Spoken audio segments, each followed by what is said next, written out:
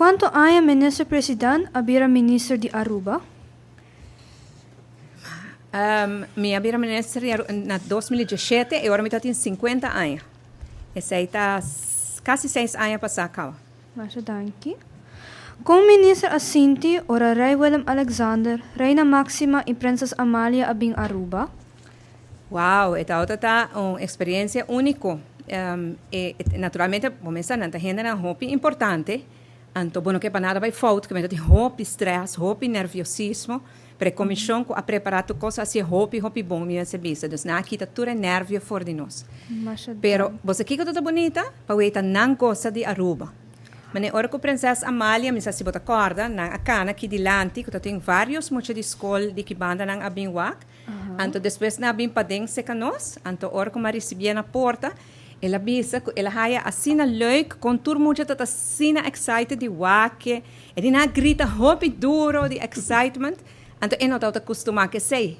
Dus ela haia sei mais leuk mes, então depois também ora me haia chance conversar com ela, na bisa que turna gusta com hopi impressionante tá de Aruba, na reuni com várias pessoas com alguma boa impressão se canam, esse aí é nome com hopi orgulho.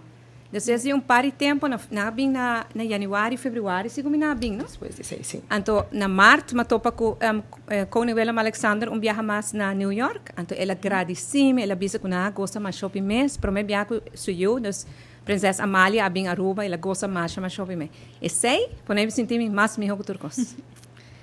Masha danki. E Kiko Tawata é parte mais difícil para atender durante a temporada de Covid. Covid é uma temporada muito difícil. Me te quer é parte não difícil de trabalho, tava tomar decisão muito moeilijk. Decisão que nunca antes Aruba a toma, mas agora nós me será bem com toque de queda, então tu ainda me se queda será para dentro em casa, não tu conosco nós está acostumado. E essa é uma decisão muito difícil. Decisão difícil de ser a fronteira, de ser a nosso aeroporto para os turistas não bem mais, aí tá muito eng. Me te quer é decisão que nunca antes nós segui tomar aqui na Aruba, nós não será tomar não, cinco nós tem experiência, sempre tem book, manual para boa como tem que fazer, é tá muito moeilijk. Pero para mim mesmo, personalmente, uma das coisas mais fastidioso, tava difícil, tava hora nós me será visa que nós está ser a fronteira, nenhum avião tá dentro nem sale mais com turista. Então me tinha eu que tá estudando na Holanda. Então agora me mestre você disse ideia de se algo passa me não pode chegar a aqui.